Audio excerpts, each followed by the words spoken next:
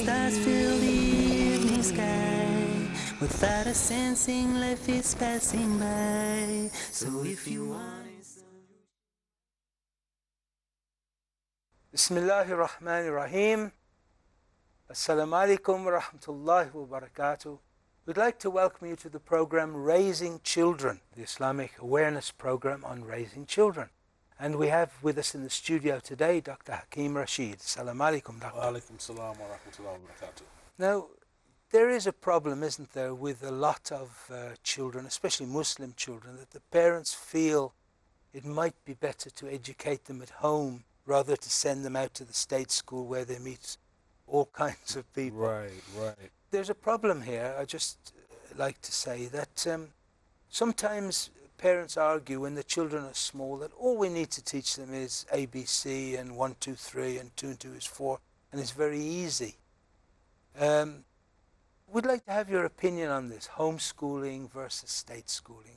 What are your thoughts? Well, I think first of all, Bismillah ar-Rahman ar-Rahim.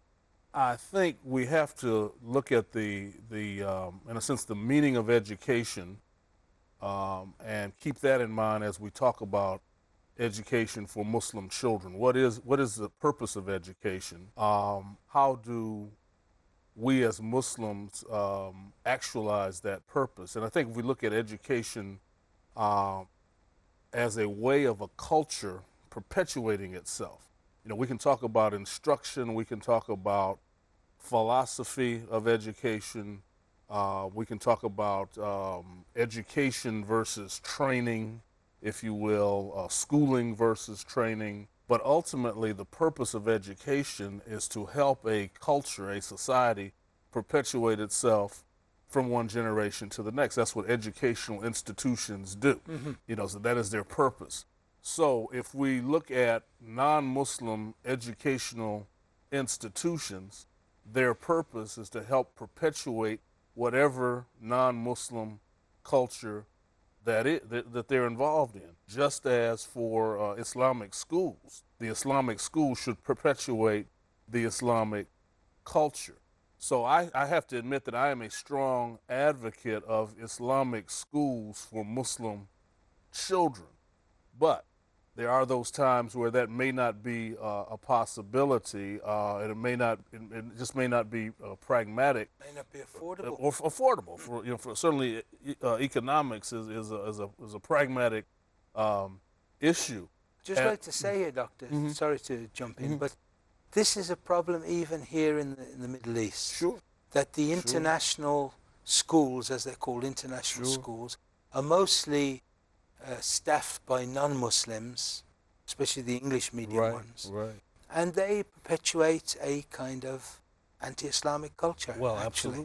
absolutely. Without attacking Islam directly, of course. Sure. Well, they're not promoting Islam in Muslim children. They're not. So therefore, the children are getting a non-Muslim cultural context in the school by default. It's beginning to have a big effect on by the default. society. And I think that it's a responsibility that Muslims are going to have to really, begin to address head on, and Muslims with resources are going to have to really make some serious decisions about how to allocate those resources for the rest of the Muslim ummah. We've got a situation, I know, in the United States where probably 90% of Muslim children are in non-Muslim school. Well, that begins to have an effect over time in terms of the perpetuation of Islam from one generation to the next.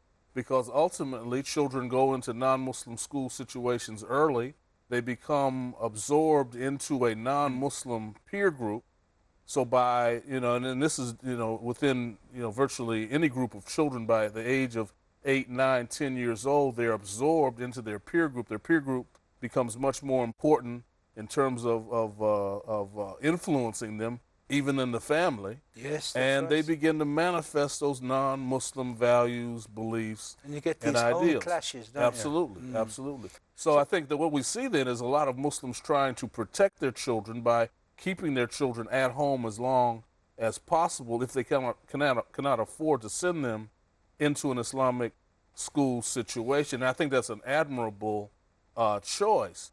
But is it a viable one? Ultimately, it becomes very difficult because at a certain point, you've got to deal with how, is that parent or is that set of parents, are they able to marshal the kinds of resources that are necessary to give that child the kind of quality education they're going to need in order to function in society? In other words, the kind of university preparation or preparation in terms of a trade, something that's going to help them make that transition into adulthood. So you see, it is a lot easier at the younger ages because the parents know a lot more than the children, and they're able to give them what they know. The basics. But the basics. But what happens when it's time to teach algebra, when it's time to teach chemistry and physics and those kinds of things, it becomes problematic at that point. So I think that, again, the best solution is Islamic schools, but we're nowhere near a situation now where that's a viable solution for all Muslim children. Yeah, it's unfortunate. There's another view, and it's one that I've been very impressed with. That I remember when I was in Pakistan many years ago, I went with my host to a garage to see the mechanic. Mm-hmm. And the mechanic had working with him 2 boys, not his sons, 11 and 12 years old, covered in oil, They weren't at school. They'd been with him for 4 years, and they knew some basic mechanics. And he said, by the time they're 20, they'll be experts. They'll have a living. And I thought to myself, so many children in England, for example, are forced to go to school till they're 16, and they're really not doing any good for themselves in it. And only the teachers become a kind of babysitter, doctor, keeping them off the streets. They're learning the absolute ablative and this grammatical point, and it's of no use to them at all. Better that they would have the old system, we used to call it apprenticeship, Well, that's true, although some would argue that becomes a tracking system in and of itself, because you end up tracking the children early into a career that perhaps that child might be a good mechanic, but he might have been a better engineer. But the whole idea of engineering has been cut off for him because his schooling has been cut off. Right. Much of the problem that we see in educational institutions is their failure to motivate children to learn. And it's not so much an intrinsic problem on the part of children.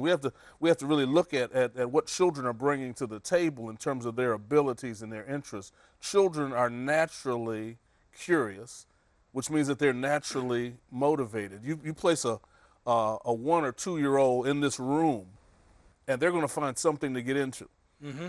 They're going to find something to learn, and that's why Allah subhanahu wa ta'ala created the child as a sponge for knowledge. Now, that at a certain point, that process begins to get stifled by the nature of the educational system. Not the child. The child doesn't change, but the nature of the educational system changes, and it becomes one focused on rote memory and other kinds of things. Right.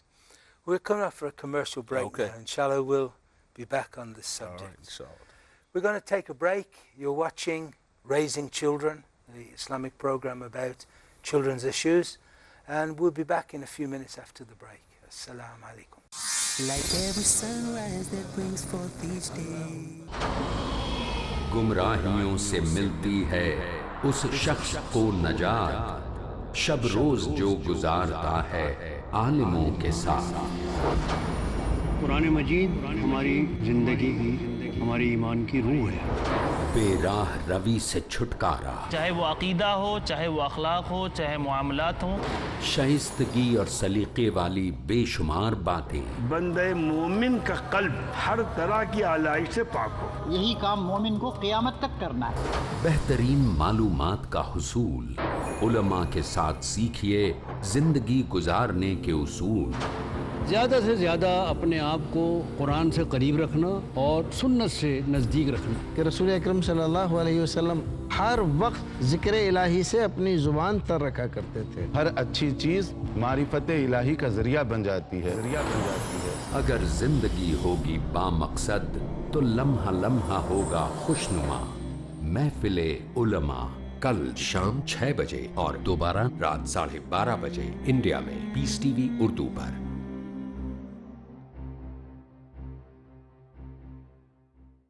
झूठ का अंधेरा कितना ही गहरा क्यों ना हो, सच्चाई की एक किरण से मिटा देने के लिए काफी है। हर पहलू, हर नजरिया, हर नुक्ता सच का, हर दम, हर पल, हर लम्हा सच को पेश करने की जुस्तजू।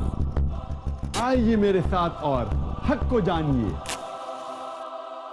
आलमे इंसानियत के लिए सच्चाई की रोशनी। डॉक्टर जाकिर नाइक पेश करेंगे इजहार हक हर पीर से सनीचर रात 10 बजे और दोबारा सुबह 8:30 बजे इंडिया में पीस टीवी उर्दू पर। शेख अब्दुल हादी उमरी डालेंगे रोशनी। दीन को समझने के मौसर, मुफीद और फर्स्ट हैंड जो जराए हैं, उनमें से कुरान के बाद हदीस ये मौसर जरिया है। बातें अल्लाह के रसूल सल्लल्लाहु अलैहि वसल्लम की। नबी करीम सल्लल्लाहु अलैहि वसल्लम ने सफाई, पाकीज़गी का जो तस्वुर पेश किया, आज पूरी दुनिया जो तस्वुर पेश कर रही, उससे बहुत आगे का तस्वुर है। कामयाबी और उसूल की। जब हदीस में एक चीज क्लियर हो गई, फुल स्टॉप, आपको किसी की कोई ओपिनियन की अब जरूरत नहीं है, क्योंकि नबी ने जो फरमा दिया वो हरफ आखिर। ताकि हर दौर में मुसलमानों को मिले सही दीन रब के करम से। हदीस कह रही है जायज है, बस खत्म। आओ हदीस समझें। अगला प्रोग्राम पीस टीवी उर्दू पर। Like every sunrise that brings forth each day. Welcome back. You're watching Raising Children, and we're talking to our guest, Dr. Hakeem Rasheed. Assalamu alaikum, brother. You know, there's another view, and it's one that I've been very impressed with.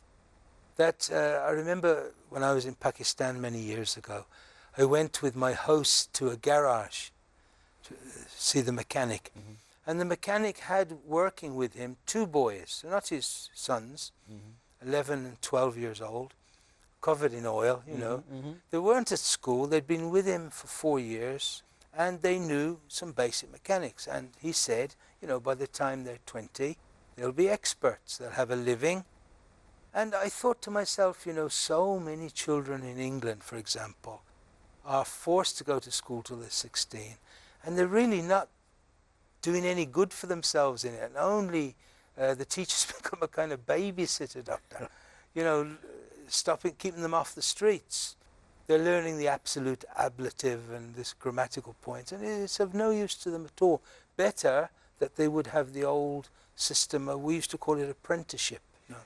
Well, that's true, although some would argue that becomes a tracking system in and of itself, because you end up tracking the children early into a career that perhaps that child might be a good mechanic, but he might have been a better engineer. But the whole idea of engineering has been cut off for him because his schooling has been cut off. Right. You know, I mean, much of the problem that we see in educational institutions is their failure to motivate children to learn. You know, and it's not so much an intrinsic problem on the part of children. We have to really look at what children are bringing to the table in terms of their abilities and their interests. Children are naturally curious, which means that they're naturally motivated. You place a 1 or 2 year old in this room, and they're going to find something to get into. You know, they're going to find something to learn, and that's why Allah subhanahu wa ta'ala created the child as a sponge for knowledge. Now, that at a certain point, that process begins to get stifled by the nature of the educational system. Not the child. The child doesn't change. But the nature of the educational system changes, and it becomes one focused on rote memory and other kinds of things. Right. We were discussing the homeschooling versus state schooling issue. And I'd just like to put one point to you, that perhaps if Muslims banded together a bit, they could do at least the elementary schooling much better, you know, that it isn't just one parent doing it every day. Right. They could help each other out, bring their children together. And have you seen any Right, examples of we've this? seen examples of this. We see in the United States, for example, we have some Muslim homeschool networks, for example. So the parents will come together and they will do small group instruction with children. They'll draw on the strengths of parents. They'll bring people from the community in to do certain kinds of instruction. They'll create sports programs for the kids, because there's a recognition that they have to have some extracurricular activities. So there is a precedent for that. I think we see that growing more and more, and I certainly think it's a viable option. I think the movement in the States must be some 30 years old now, at least. It's been around for a while. I mean, my children are now 30, 26, and almost 21, and people were homeschooling when my children were in school, 20, 25 years ago. You chose to send your children to the state schools? Actually, we chose to send our children to, particularly our oldest children, to Muslim schools. I see.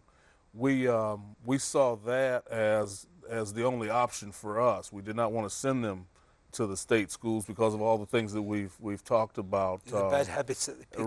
Right. And so we were fortunate enough to be able to find quality Islamic schools in our area to send them to. And it worked out well. My son ended up going to a private school later in his academic career, and the jury's still out in terms of, I think, his development, but I think it was good academically, but it had some challenges in terms of him maintaining his Islamic identity. So that's, there's a trade-off there. We see this happening in a lot of situations. But there's a lot of variety because children are different. Yeah. Children have their own personalities, and that's one of the things that parents have to really recognize, is that they have to recognize their personalities as well as their own children's personalities as they even get involved in the whole homeschool endeavor. Right. One thing we've noticed here, where the homeschooling, here in the Emirates, I mean to say, where the homeschooling is relatively recent, is that although the children may not achieve academic parity with the state school children, they do keep very nice manners, and they do seem to be basically happy children, Whereas I know, like one of my daughters, I sent her to an Arabic-speaking school, and she had a very rough time, She had such a bad time, in fact, she was crying every morning, so I took her out, She was being bullied and so forth, Sure. So she wasn't happy. So the happiness of the children is surely a very important thing, isn't it? Absolutely. I mean, some would argue that the happiness might be the most critical factor, because ultimately that's what will follow them through the rest of their lives. We want them to be happy. We want them to be motivated to learn. I mean, and if we can keep learning interesting in a homeschool situation, then they will definitely benefit from that. And I think that again, that's why it's important for the parent to study the child. What motivates the child? What are they interested in?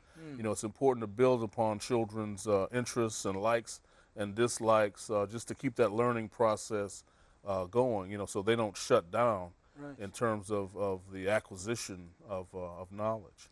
You may know that in the old Soviet Union, I had once a neighbor when I lived in Sweden who was Polish. They had a similar communist system over all the Warsaw Pact countries. People would come round to the schools, especially for the 6 to 8-year-olds, and give them certain kinds of tests for their aptitude. He himself, he was a musician. He was asked to clap to a rhythm and sing some notes, which the man played on the piano. And he was found to have a very good aptitude and was sent to this Leningrad conservatory as a pianist, and became like a classical pianist for a while until his drinking brought him down, like so many Soviets. But that system perhaps could be used for Muslims, that you try and find out the character of the child. And some children are good with money, some like books, some like to talk, some are mechanical. Right. I think that's important. There's a philosophy that's being developed in America called a talent development approach to education, and that's the focus, is to try to develop each child to their fullest potential. Not that they're going to go back at 6 or 8 years old and try to push them in a particular direction. I happen to think that's a little too early, because I don't think that the tests are reliable enough to make that kind of prediction. However, what we can do is try to create a situation where those talents can emerge over time. So you see children's linguistic talents develop because they're being exposed to foreign languages. You know that they can write well because they're being exposed to writing in the curriculum. You know that they have mathematical abilities because they're being exposed to higher level mathematics. Whose responsibility should this be, the teachers or the parents? Well, I think it has to be a combination. I think it has to be a combination. If in fact there's going to be a homeschooling situation, then that parent obviously is going to feel that sense of responsibility. But again, they may feel overwhelmed because of the increasing demands that are going to be made in terms of what they teach their children. And that's why the homeschool networks are so important, getting in contact with other people that are homeschooling. Now, if we're talking about a school situation, then obviously it's got to be a partnership between the parents and the school. The school, again, if it's an Islamic school, they've got to see that it's their responsibility to, promote the I don't even want to call them secular subjects, but that's typically what they're called, the math, the science, etc., but also provide those children with a sound Islamic education background. Yes. It's strange to see that, for example, when I was in the Philippines some years ago with Dr. Bilal Phillips, we visited a university, this Islamic university, that had exactly that program. It had compulsory Quran or Hadith or some Islamic history subjects that had to be taken along with the criminology or accounting or whatever it was. And it was notable that the Catholic Church, who were the main power there, attacked that school much more than the Islamic madrasas that were just teaching, memorizing Quran and Arabic language.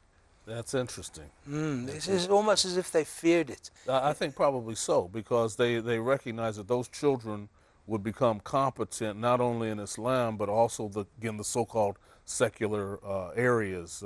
And I think this is where we've seen some success in the United States with Muslim schools that have gone on and got their state accreditation, but at the same time they have very strong programs in Islamic studies and Arabic, so they can give the children both. Yeah, it is good, because if we look back to the so-called golden age of Islamic education, Damascus and Baghdad and Samarkand and those places, the students were well versed in both types, secular and mundane and sacred.